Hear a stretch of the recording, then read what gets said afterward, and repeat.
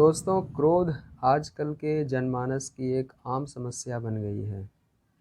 ये समस्या बहुत ही विकराल है, बहुत ही विकट है और इस समस्या के कारण ही हमारे समाज में व्यभिचार, दुराचार और भ्रष्टाचार इत्यादि घटनाएं होती रहती हैं और जिसके कारण हमारा देश, हमारा समाज बहुत समस्याओं का सामना करता है।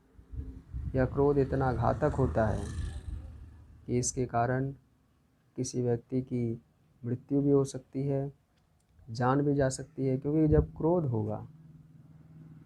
क्रोध होता है तो मन के जो विचार होते हैं उनमें बड़ी तेज़ी से परिवर्तन आता है।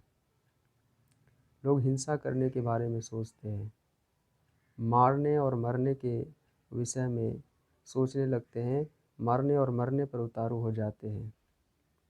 इसीलिए अगर क्रोध किया तो आपका जीवन वो ठीक नहीं हो सकता। और इसलिए भगवान श्री कृष्ण गीता के दूसरे अध्याय के 63वें श्लोक में कहते हैं कि क्रोधाद भवति सम्मोहः सम्मोहात् स्मृति विभ्रमः स्मृतिभ्रंशात् बुद्धिनाशो बुद्धिनाशात् प्रणश्यति। अर्थात जो व्यक्ति क्रोध करता है, क्रोध करने से जिस विषय पर क्रोध हो रहा है उसमें मोह और बढ़ता है, उसके प्रति आसक्ति बढ़ती है। सम्मोहात स्मृति विभ्रम, और इसके कारण स्मृति में भ्रम हो जाता है, मूढ़ भाव उत्पन्न हो जाता है, मूर्खता छा जाती है मस्तिष्क पर और फिर जो हम करते हैं वो उस पर हमारा नियंत्रण नहीं होता। स्मृति भ्रंशात् बुद्धिनाशो बुद्धिनाशात् प्रणश्यति, और फिर इसके कारण हमारी बुद्धि का नाश हो जाता है। बुद्धि यानी निर्णय लेने की क्षमता। आप देखते हैं कि जब आप क्रोध में होते हैं तो आपके निर्णय लेने की क्षमता छीन हो जाती है, उसका ह्रास हो जाता है। आप निर्णय लेने के स्थिति में नहीं होते हैं और इसीलिए क्रोध आपका शत्रु है। बाहरी शत्रु से कहीं बड़ा शत्रु आपके भीतर बैठा आपका क्रोध है।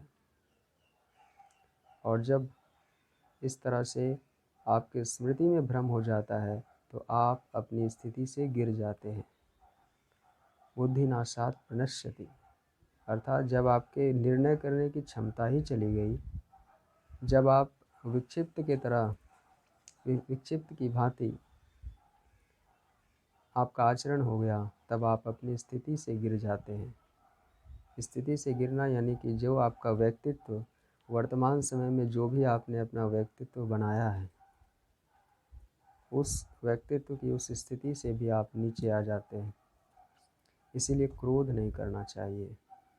जहाँ तक हो सके समस्याओं को शांति से, बुद्धि से और निर्णय लेने की शक्ति के द्वारा उसे सुलझाना चाहिए। तब आप देखेंगे कि आप बहुत बड़ी बड़ी समस्याओं से आप बच जाएंगे और आपका जीवन सुखमय होगा। धन्यवाद।